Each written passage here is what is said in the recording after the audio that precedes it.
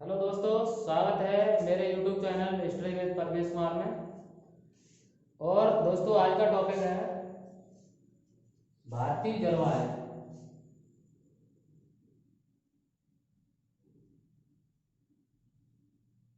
भारतीय जलवायु बहुत ही इंपॉर्टेंट चैप्टर है। परीक्षा से बहुत सारे क्वेश्चन आते हैं भारतीय जलवायु से। और भारतीय जलवायु का विकास जो है वो कब हुआ, कैसे हुआ, इस चीज से हमें कुछ नहीं करना, क्योंकि भारतीय जलवायु पर किसी एक देश का प्रभाव नहीं होता। भारतीय जलवायु पर बहुत सारे ऐसे कारक होते हैं, उनका प्रभाव होता है। और उसी प्रभाव के कारण अलग अलग देशों में अलग अलग मौसम और अलग अलग जलवायु पाई जाती है। तो हम पहले देखते हैं कि हमारे देश में कैसी जलवायु पाई जाती है। तो पहले तो हम इस नक्शा से समझेंगे कि हमारे देश में जो जलवायु पाई जाती है उस पर किसका प्रभाव रहता है। तो सबसे पहले जानेंगे, ये भारत का मैप है और भारत के मैप के पश्चिमी साइड में एक सागर है, उसका नाम है अरब सागर। अरब सागर। और इसके पूर्वी साइड में बंगाल की खाड़ी, बंगाल की खाड़ी है। और जो नीचे हमारे देश के नीचे जो एक सागर है, महासागर, उसका नाम है हिंद महासागर। हिंद महासागर। हिंद महासागर। और भारत के पश्चिमी तट पर एक हिमालय हिमालय नुमा एक पर्वत श्रेणी है। जैसे हमारा हिमालय इतना लंबा है, वैसी लंबाई में गुजरात से लेकर केरल तक पश्चिमी घाट पर्वत है। पश्चिमी घाट पर्वत।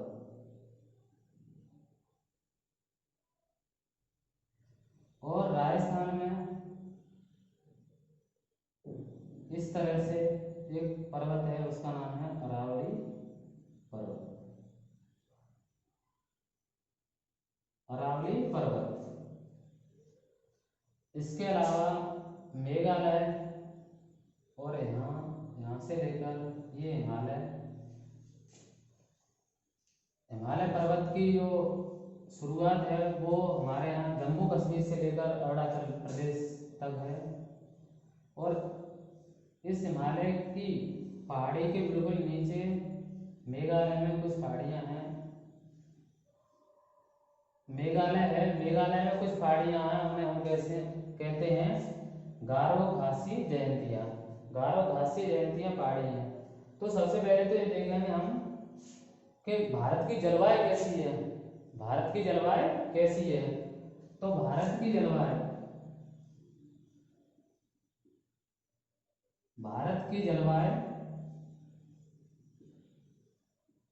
मानसूनी है। मानसूनी है। भारत की जलवायु जो है वो मानसूनी है। और भारत की जलवायु पूरी तरह से जो डिपेंड करती है वो करती है हिंद महासागर, अरब महासागर और बंगाल खाड़ी में चलने वाली हवाओं पर। मानसून हमारे देश में कैसे बनते हैं, कहाँ से आते हैं, इसके बारे में हम सबसे पहले जानेंगे। हमारे यहाँ हिंद महासागर में जैसे ही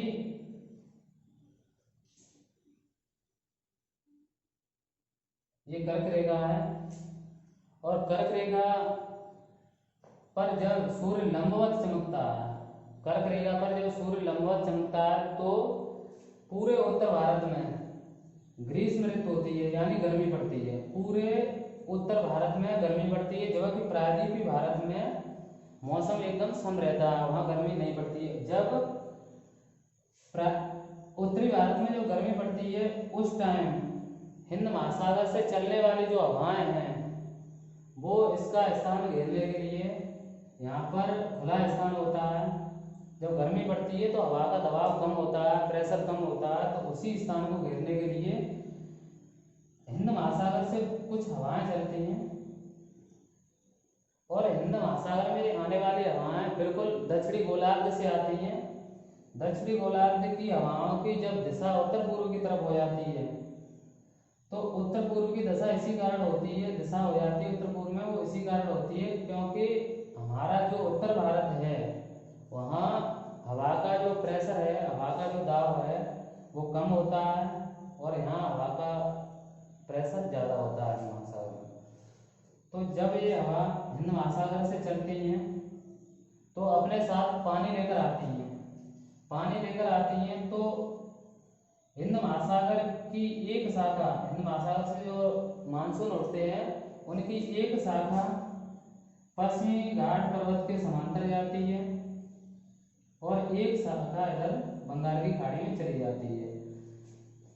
यहाँ से एक शाखा सीधी बंगाल की खाड़ी में चली जाती है और एक शाखा अरब सागर के समांतर जाती है। तो जो अरब सागर के समांतर जाती है वो पहले तो केरल में वर्षा करती है। केरल में वर्षा करने के बाद वो यहाँ खंबात की खाड़ी से फिर जाती है और उत्तर भारत की तरफ वो भी चली जाती है और उसके बाद एक शाखा अरावली पर्वत के समांतर जो जाती है वो वर्षा करती है पंजाब, हरियाणा,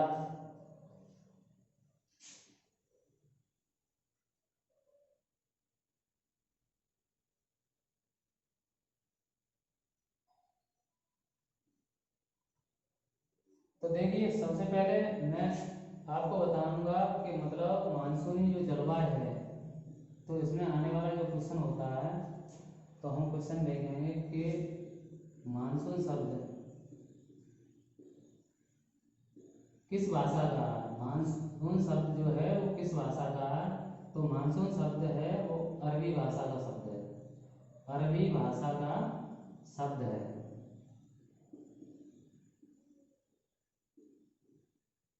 मैंने ये नक्शा सिर्फ इसलिए बनाया है कि इसमें आप समझ सको कि अरब सागर की तरफ जो शाखा आती है उसे हम दक्षिण पश्चिम मानसून कहते हैं, दक्षिण पश्चिम मानसून कहते हैं और जो शाखा बंगाल की खाड़ी में जाती है वो भी दक्षिण पश्चिम मानसून की होती है।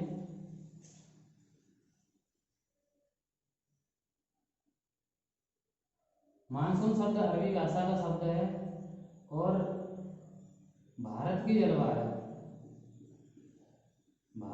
जलवायु को 4 ऋतुओं में विभक्त किया जाता है, 4 ऋतुओं में विभक्त किया जाता है।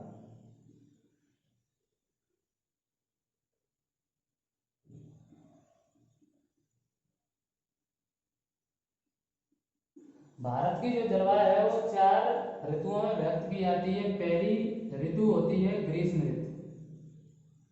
भारत में पहली जो ऋतु होती है वो ग्रीष्म ऋतु।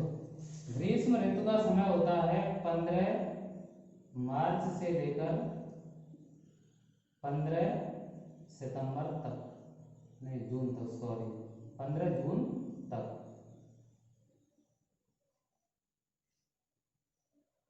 जो ग्रीष्म ऋतु होती है, ग्रीष्म ऋतु का जो समय होता है भारत में वो होता है 15 मार्च से लेकर 15 जून तक। दूसरी ऋतु होती है वर्षा ऋतु। वर्षा ऋतु का समय होता है 15 जून से 15 सितंबर तक।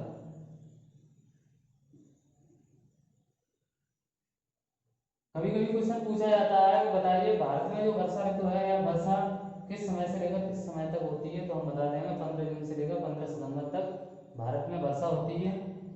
और अगली जो ऋतु है वो शरद ऋतु।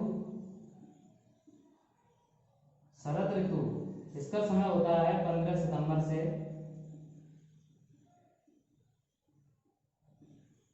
15 दिसंबर तक। 15 सितंबर से लेकर 15 दिसंबर तक जो समय होता है वो शरद ऋतु का समय होता है, वो शरद ऋतु होती है। और अगली जो ऋतु होती है वो होती है शीत ऋतु। शीत ऋतु, शीत ऋतु का जो समय होता है वो 15 दिसंबर से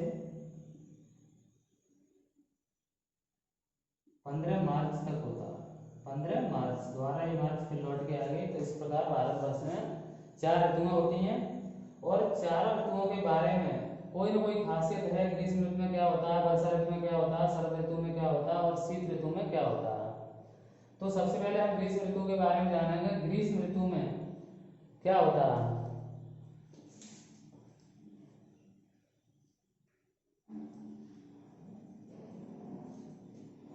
ग्रीष्म ऋतु,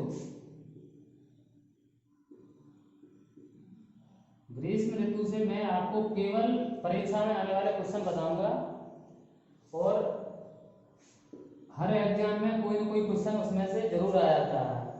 तो पहले मैं आपको बताऊंगा इसका समय क्या है। ग्रीष्म ऋतु का जो समय है वो है 15 मार्च से लेकर 15 मार्च से 15 जून तक भारत में ग्रीष्म ऋतु होती है।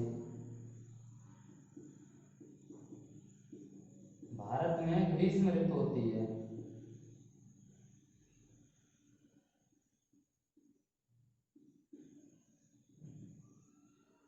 पंद्रह मार्च से 15 जून तक भारत में ग्रीष्म ऋतु होती है।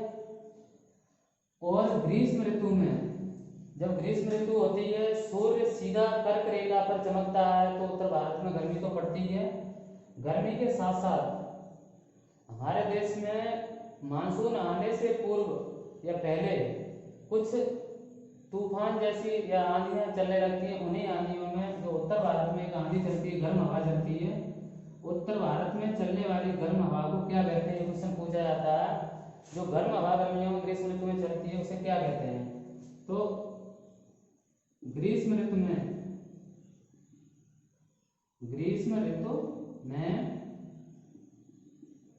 चलने वाली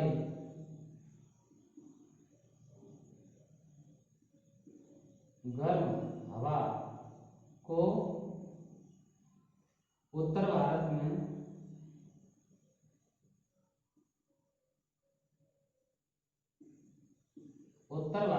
लू कहते हैं। गर्मी की ऋतु आती है, गर्मी की ऋतु में गर्म हवा चलने लगती है। तो गर्म हवाओं को भारत में जगह जगह हर राज्य में अलग अलग नाम दिए गए हैं, तो उन्हें स्थानीय नाम कहते हैं। तो हमारे यहाँ उत्तर प्रदेश और बिहार में इन हवाओं को लू के नाम से जाना जाता है। उत्तर प्रदेश और बिहार में इन हवाओं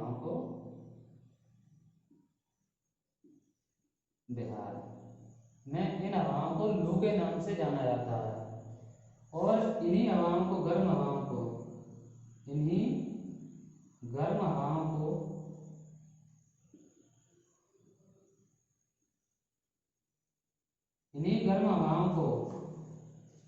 पश्चिम बंगाल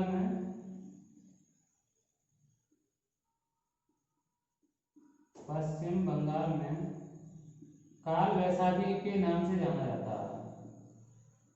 काल वैशाखी के नाम से जाना जाता है। काल वैशाखी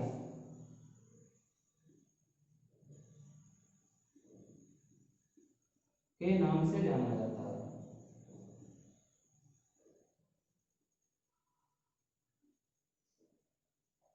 पश्चिम बंगाल में हवाओं को काल वैशाखी के नाम से जाना जाता है। असम में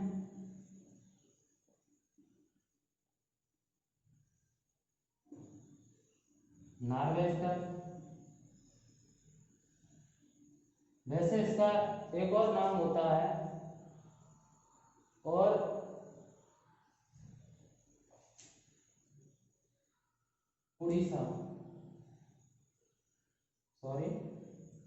उड़ीसा में इसको नॉर्वेस्टर के नाम से जाना जाता है। इस हवा को क्या कहते हैं, नॉर्वेस्टर कहते हैं। नॉर्वेस्टर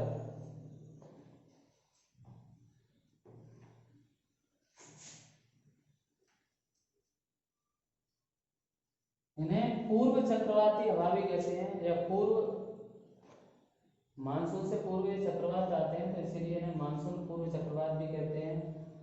केरल व कर्नाटक में गर्म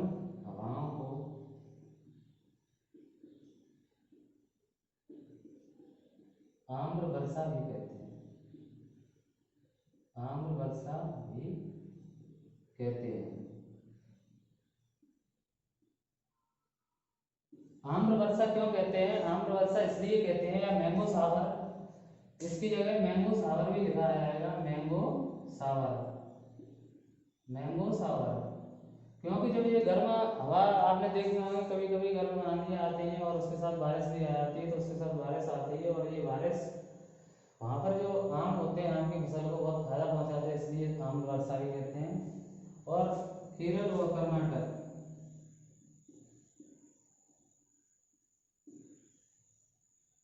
नाटक के तटीय क्षेत्रों में, तटीय क्षेत्रों में इसे चेरी ब्लॉसम, यानी चेरी ब्लॉसम का मतलब होता है फूल खिलने वाली, फूल खिलने वाली हवा भी कहते हैं, या चेरी ब्लॉसम कहते हैं। चेरी क्योंकि वहाँ, और केवा की फसल होती है, उसे भी ये वर्षा फायदा पहुँचाती है, इसके साथ बारिश आती है तो वो फायदा पहुँचाती है। अब ग्रीष्म ऋतु से आपके इतने ही क्वेश्चन बनेंगे। बताइए आम्र वर्षा क्या है? तो आम्र वर्षा होता है आम की फसल के लिए जो वर्षा लाभदायक होती है, वो ग्रीष्म ऋतु में चलती है। काल वैसाखी क्या होती है? तो काल वैसाखी पश्चिम बंगाल में गर्म हवाओं को कहते हैं, जो गर्मियों में लू हमारे यहाँ चलती है, उसको पश्चिम बंगाल में उसका नाम क्या होता है? काल वैसाखी। उड़ीसा में अगर बताएंगे तो उसका नाम क्या होता है? उड़ीसा में नार्वेस्टर होता है। तो इन चीज़ों को हम देखेंगे। उसके बाद आपकी ऋतु आएगी वर्षा ऋतु, वर्षा ऋतु। वर्षा ऋतु से क्वेश्चन ज़्यादा आते हैं, हमेशा जो ज़्यादातर क्वेश्चन पूछे जाते हैं वो वर्षा ऋतु से पूछे जाते हैं। तो सबसे पहले तो ये क्वेश्चन है, हमारे देश में अधिकतम वर्षा जो है, हमारे देश में अधिकतम वर्षा किन मानसूनों से होती है? किन मानसूनों का मतलब ये हुआ कि किस तरफ के जो मानसून होते हैं, किस तरफ की हवाएं होती है हिंद महासागर से नीचे से। जैसे ये हमारा देश है,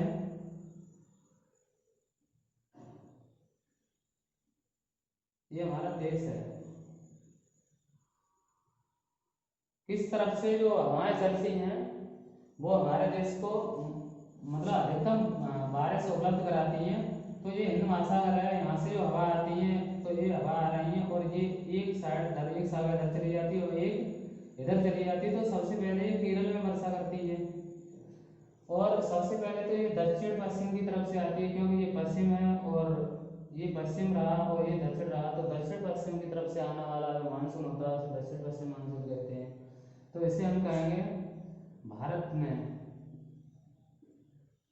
अधिकतम वर्षा, भारत में अधिकतम वर्षा दक्षिण पश्चिम मानसून से होती है, दक्षिण पश्चिम मानसून से होती है।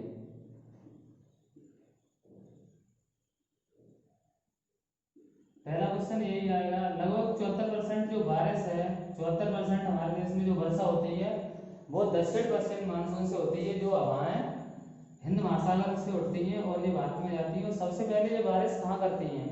जैसे हवा आई और सबसे पहले ये बारिश कहाँ करेगी? तो सबसे पहले ये बारिश, ये तट होता है केरल।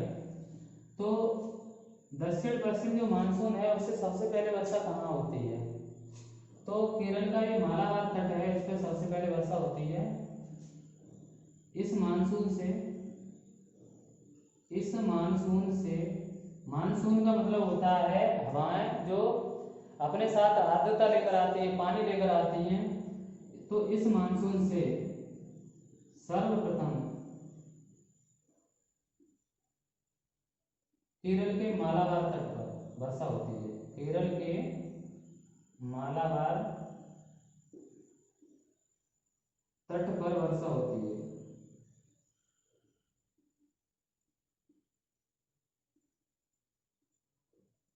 केरल के मालाबार तट पर वर्षा होती है। वैसे तो इस वर्षा, केरल में वर्षा होने से पहले ये मानसून की जो शाखा है वो अंडमान निकोबार में टकरा के, और यहाँ एक म्यांमार में एक पर्वत है उससे टकरा के ये बारिश करती है, जाके पूर्वी भारत में भी बारिश करती है। लेकिन इस मानसून से जो सर्वोत्तम वर्षा है वो केरल के मालाबार तट पर वर्षा होती है, तो हमारे यहाँ पहले यहाँ केरल में होती है। उसके बाद ये मानसून पश्चिमी घाट पर्वत के तटीय मैदान में वर्षा करते हुए ऊपर की तरफ बढ़ जाते हैं और नर्मदा घाटी से भारत में प्रवेश कर जाते हैं। और 15 जुलाई के आसपास ये मानसून अरावली पर्वत के समांतर भारत में प्रवेश करते हैं और जहाँ से ये पंजाब, हरियाणा और दिल्ली में वर्षा करते हैं। लेकिन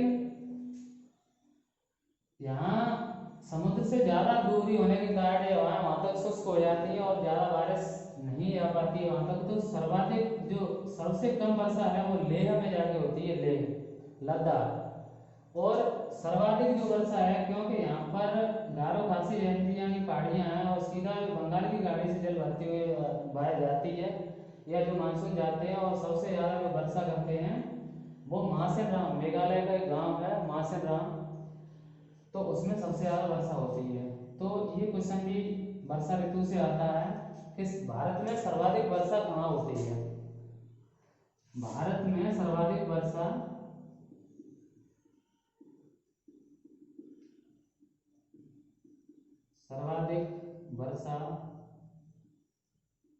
मेघालय में होती है। मेघालय के मैं गांव में लिख देता हूँ, मासिन राम गांव में होती है।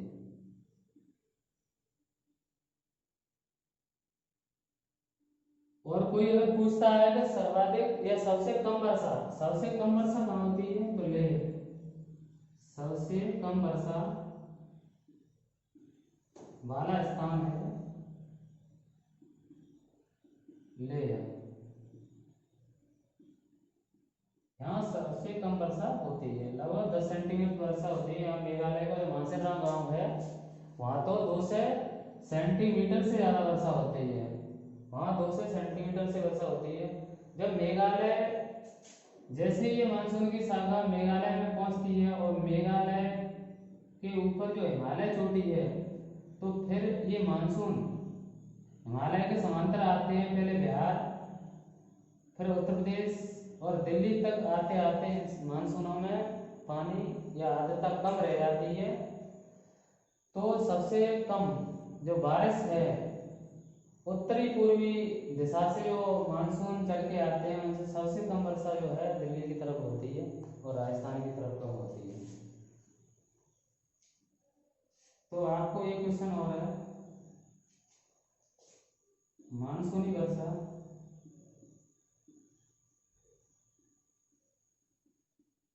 पूर्व की अपेक्षा, पूर्व जो है उसकी अपेक्षा, पूर्व की अपेक्षा पश्चिम में ज्यादा होती है, पश्चिम में कम होती है, सॉरी पश्चिम में कम होती है।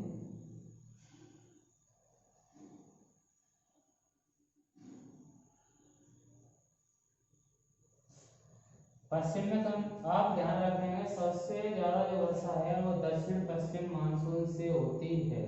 इस चीज को याद रखेंगे, सर्वाधिक जो वर्षा है वो दक्षिण पश्चिम मानसून से होती है 74%।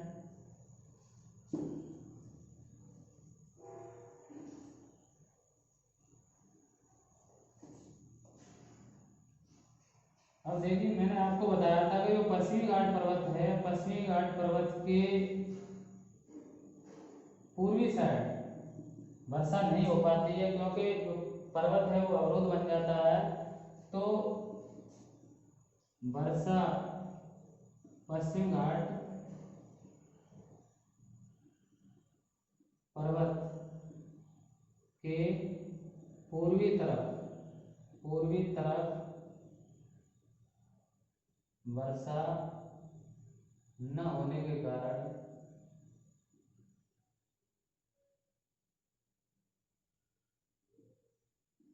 इसे भ्रष्ट छाया प्रदेश कहते हैं, इसे भ्रष्ट छाया प्रदेश कहते हैं।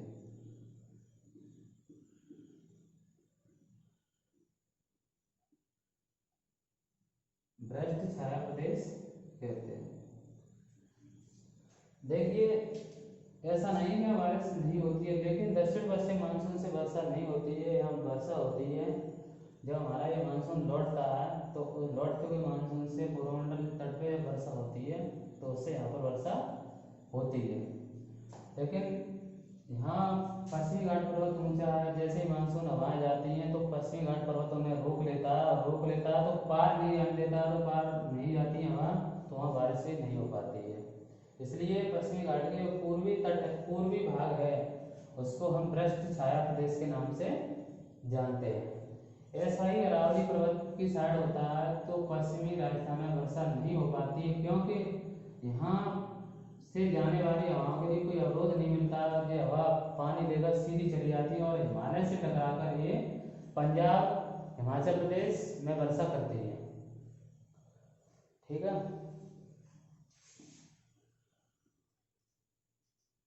तो वर्षा ऋतु में केवल इतना ही था।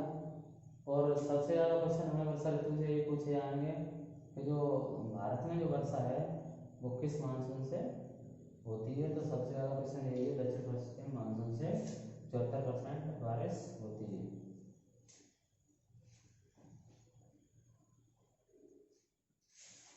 अब हम देखेंगे पश्चिमी विक्षोभ। पश्चिमी विक्षोभ ये क्या होता है? ये शीत ऋतु जब आती है, शीत ऋतु,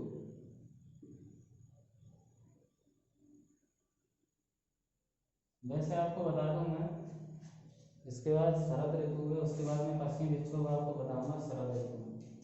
शरद ऋतु, शरद ऋतु का समय मैंने आपको बता दिया। जो शरद ऋतु का टाइम होता है भारत में वो होता है 15 सितंबर से लेकर 15 दिसंबर तक। 15 सितंबर से लेकर 15 दिसंबर तक भारत में शरद ऋतु होती है। और शरद ऋतु में उत्तर भारत में ठंड पड़ने लगती है। उत्तर भारत का जो एरिया है, जो क्षेत्र है, वो कैसा हो जाता है? ठंडा हो जाता है। और ठंडा होने के कारण यहाँ हवा का जो प्रेशर है वो बढ़ जाता है।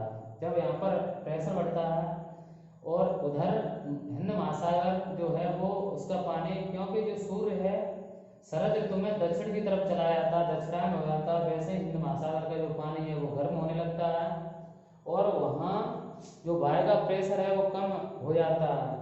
जब वायु का प्रेशर कम होता है तो फिर जो हवा है जो पहले हिंद महासागर से और स्थल की तरफ चलती थी, उत्तर भारत की तरफ चलती थी, वो अब उच्च प्रेशर होने के कारण और हिंद महासागर में कम प्रेशर होने के कारण अब वो हवाएं पृथ्वी से हिंद महासागर की तरफ चलने लगती हैं, वापस होने लगती हैं।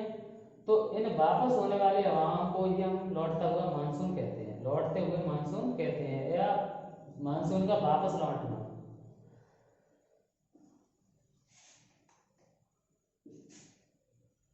जब हवाएं स्थल से या उत्तरी भारत से हिंद महासागर की तरफ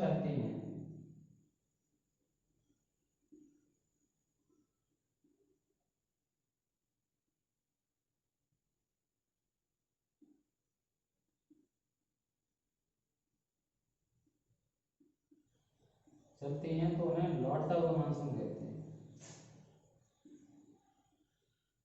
उन्हें लौटता हुआ मानसून कहते हैं।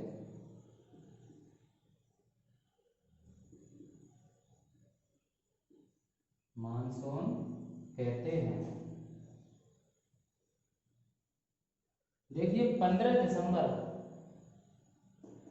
सितंबर से लेकर 15 दिसंबर, तो 15 सितंबर के बाद भारत में जो मानसूनों का लौटना प्रारंभ हो जाता है, वो मानसून जो हवाएं हैं जो पहले हिंद महासागर से चलकर और उत्तर भारत की तरफ या पूर्वी भारत की तरफ आई, वो वापस हिंद महासागर की तरफ लौटने लगती हैं। तो उन्हें ही हम क्या कहते हैं? लौटता हुआ मानसून। और लौटते हुए मानसून से सर्वाधिक वर्षा कहाँ होती है? क्वेश्चन बार बार पूछा जाता है। तो लौटते हुए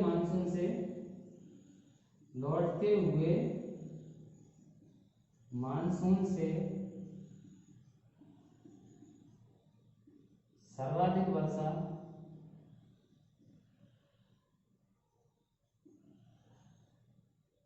कोरोमंडल तट पर। कोरोमंडल तट तो पूरे तमिलनाडु से लेकर और आपका चला जाता है केरल तक। तो कोरोमंडल तट पर सबसे ज्यादा बारिश होती है, और होती कहाँ है? तमिलनाडु में। कोरोमंडल तट पर जो तमिलनाडु है, तमिलनाडु में बारिश सबसे ज्यादा होती है। लौटते हुए मानसून से सर्वाधिक वर्षा कोरोमंडल तट और तमिलनाडु में होती है। जैसे ही मानसून वापस लौटता है तो वो शुष्क पड़ जाता है, उसमें आर्द्रता नहीं होती है। लेकिन जो हवा वापस लौट के आती है पूर्वी भारत से, वो बंगाल की खाड़ी बीच में पड़ती है। उस बंगाल की खाड़ी में से आर्द्रता ग्रहण करती हैं, और आर्द्रता ग्रहण करने के बाद ये हवाएं तमिलनाडु के तट पर टकराती हैं, और यहाँ पर पूरे तमिलनाडु में बारिश करते हुए वापस हिंद महासागर को निकल जाती है। इसलिए पूछा जाता है, क्वेश्चन पूछा जाता है, लौटते हुए मानसून से सर्वाधिक वर्षा कहाँ होती है? तो ये कोरोमंडल तट पर होती है। वैसे तमिलनाडु, आंध्र प्रदेश और केरल में वर्षा लौटते हुए मानसून से हो जाती है। और इसके बाद ये क्वेश्चन और है, शीत ऋतु में, शीत ऋतु में जब हमारे यहाँ बहुत ठंड पड़ने लगती है, इसके बाद शीत ऋतु आ जाती है। शीत ऋतु का कारण क्या नाम? शीत ऋतु। हमारे यहाँ भारत में जो शीत ऋतु है वो 15 दिसंबर से लेकर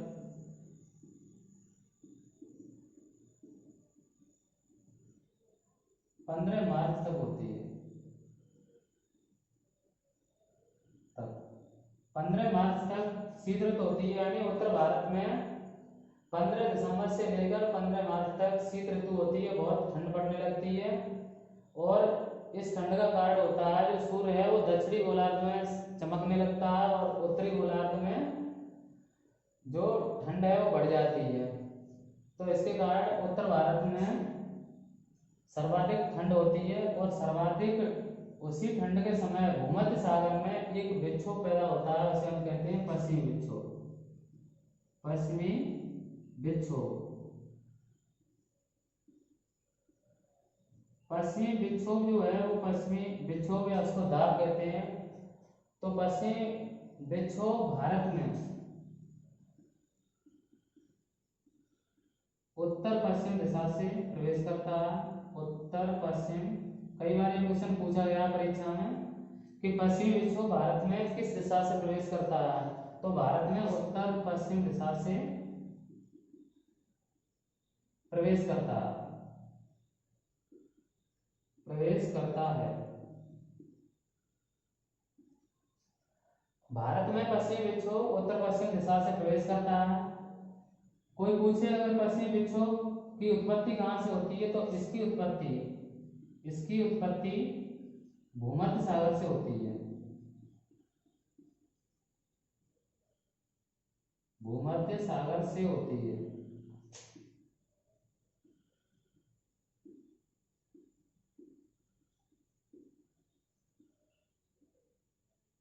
इसकी उत्पत्ति भूमध्य सागर से होती है। पश्चिमी विक्षोभ का मतलब है, पश्चिमी विक्षोभ एक मानसून की तरह जो हवाएं हैं वो भूमध्य सागर से चलने लगती हैं, और वो कैस्पियन सागर से और फारस की खाड़ी से जल लेकर यानी आर्द्रता लेकर भारत में प्रवेश कर जाती हैं, और ये उत्तरी भारत में भारी वर्षा करती हैं। पश्चिमी विक्षोभ से जो सबसे ज्यादा जो बारिश होती है वो पंजाब, हरियाणा, हिमाचल प्रदेश, जम्मू कश्मीर और उत्तर प्रदेश, पश्चिमी उत्तर प्रदेश या उत्तर प्रदेश में सबसे ज्यादा बारिश होती है। तो हम लिखेंगे पश्चिमी विक्षोभ से सबसे ज्यादा, इस विक्षोभ से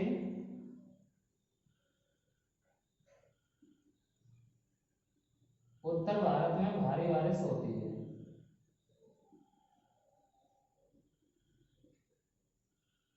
भारी बारिश होती है या वर्षा होती है, वर्षा होती है। इस विक्षोभ से उत्तर भारत में भारी वर्षा होती है।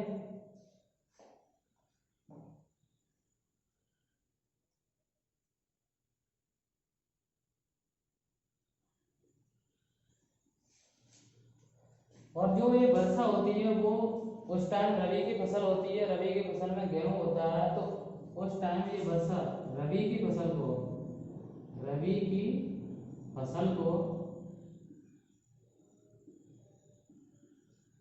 बहुत लाभ पहुंचाती है, बहुत लाभ पहुंचाती है।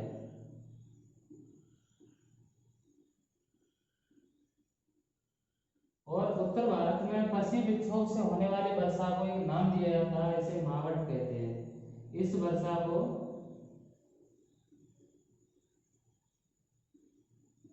मावट कहा जाता है।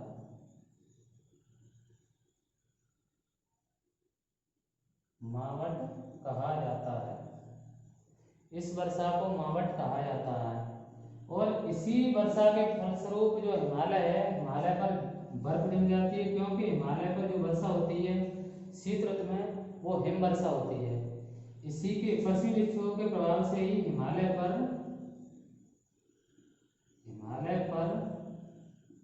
हिम वर्षा होती है।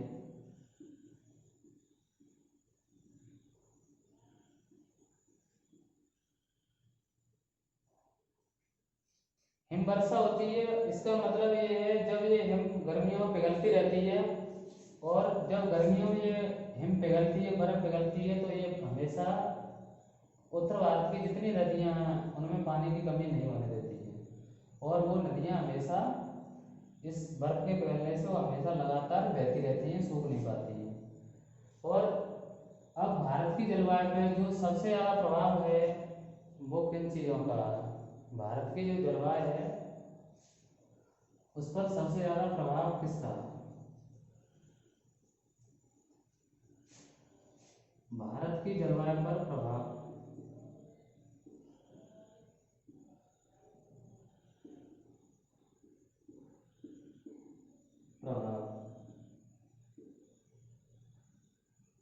तो अक्षांश का प्रभाव होता है भारतीय जलवायु पे। जो अक्षांश होते हैं, जैसे भूमध्य रेखा से जैसे जैसे हम ऊपर को बढ़ते हैं, उत्तरी गोलार्ध में ऊपर को जाते हैं, तो अक्षांश बढ़ते हैं। तो अक्षांश पर सूर्य से हमें मतलब होता है, जैसे सूर्य कभी कर्क रेखा पर सीधा चमकता है, कर्क रेखा जो होती है वो 23.1/2 अक्षांश उत्तरी गोलार्ध में होती है, तो कभी उस पर चमकता है, कभी भूमध्य रेखा पर चमकता है। तो अक्षांश पर सूर्य के चमकने से ऋतुओं में परिवर्तन होता रहता है, कभी उत्तरी गोलार्ध में ठंड होती है और कभी गर्मी होती है, तो अक्षांश का फर्क पड़ता है। और दूसरा है उच्च आकृतियां, जैसे हिमालय पर्वत। हिमालय पर्वत का भारतीय जलवायु पर बहुत बड़ा प्रभाव पड़ता है। इस पर्वत के कारण ही साइबेरिया जो रूस में बहुत ही ठंडा स्थान है, साइबेरिया से आने वाली शीत लहर, ठंडी लहरें, आने वाली ठंडी हवाएं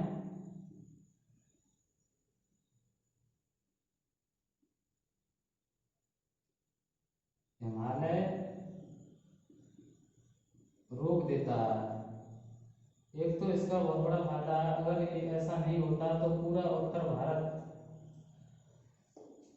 एक हिम में बदल जाता, हिम बर्फ में बदल जाता। दूसरा एक हिमालय पर्वत का एक और फायदा है, इस पर्वत से जब मानसूनी हवाएं टकराती हैं,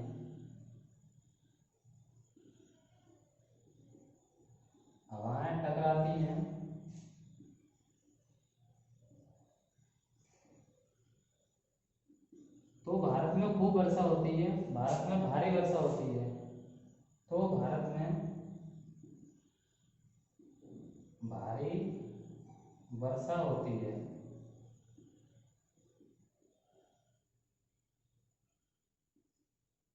भारत में भारी वर्षा होती है। अगर हिमालय पर्वत नहीं होता तो मानसूनी हवाएं सीधी चली जाती है, उन्हें कहीं अवरोध नहीं मिलता, और अवरोध नहीं मिलता है जब तक मानसूनी हवाओं को, तब तक वो बारिश नहीं करती हैं।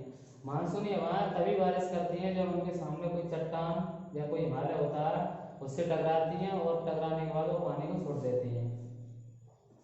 और तीसरी चीज जो है वो है हिमालय से दूरी। नहीं, समुद्र से दूरी, समुद्र से दूरी, समुद्र से दूरी का भी फर्क पड़ता है, क्योंकि समुद्र के आसपास की जो जलवायु है वो सम रहती है एकदम, और समुद्र से दूर जाने पर महाद्वीप की जलवायु पाई जाती है। वहाँ पर स्थल अपने हिसाब से गर्म होता है और धीरे से ही वो ठंडा होता है। लेकिन जो समुद्र के पास है वो उसमें सम जलवायु रहती है, दिन में स्थल गर्म हो जाता है और रात में स्थल ठंडा हो जाता है। तो समुद्र का पानी को गर्मी देता है, तो समुद्र का पानी इस तरह वहाँ पर सम जलवायु बनी रहती है। समुद्र तट से ऊंचाई, समुद्र तट से ऊंचाई, इसका फर्क भी पड़ता है, क्योंकि ऊंचाई पर जैसे जैसे ऊंचाई पर जो सिटी बसी होती हैं तो उनमें तापमान की कमी पाई जाती है, और जो शहर समुद्र तट पर बिल्कुल बसे होते हैं उनमें तापमान ज़्यादा भी पाया जाता है, क्योंकि नीचे का जो तापमान होता है, स्थल का जो तापमान होता है वो ज़्यादा होता है। जो ऊपर जैसे जैसे हम ऊपर बढ़ते हैं वैसे वैसे तापमान में कमी आती है, इसलिए ऊंचाई का भी फर्क पड़ता है हमारी जलवायु पर। तो बस इतने ही क्वेश्चन थे इसमें, और अब इनसे आने वाले क्वेश्चनों को देख लेते हैं हम। जो मोस्ट इम्पोर्टेंट क्वेश्चन हैं वो कौन कौन से, वैसे मैंने आपको बता दिए हैं, लेकिन सबसे पहले ये क्वेश्चन है, भारत में सर्वाधिक वर्षा किस मानसून से होती है, किस मानसून से होती है?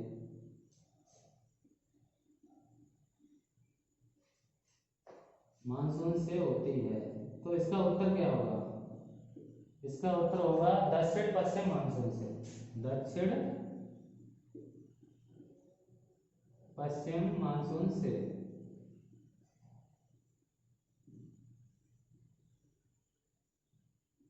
भारत के कोरोमंडल तट पर वर्षा किस मानसून से होती है? तो हम बताएंगे लौटते हुए मानसून से, लौटते हुए मानसून से।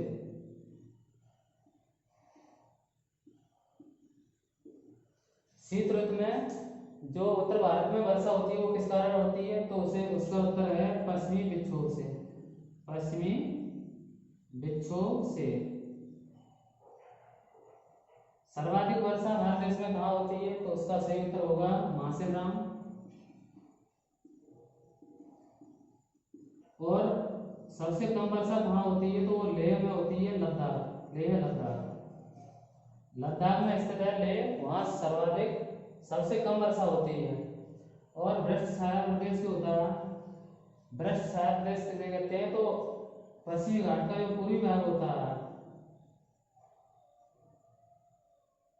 पश्चिमी घाट का पूर्वी भाग, ये भ्रष्ट छाया प्रदेश है। और इस भ्रष्ट छाया प्रदेश में दक्षिण पश्चिम मानसून से वर्षा नहीं हो पाती है। और सबसे पहले दक्षिण पश्चिम मानसून से वर्षा होती कहाँ है? तो केरल के मालाबार तट पर, केरल के मालाबार तट पर।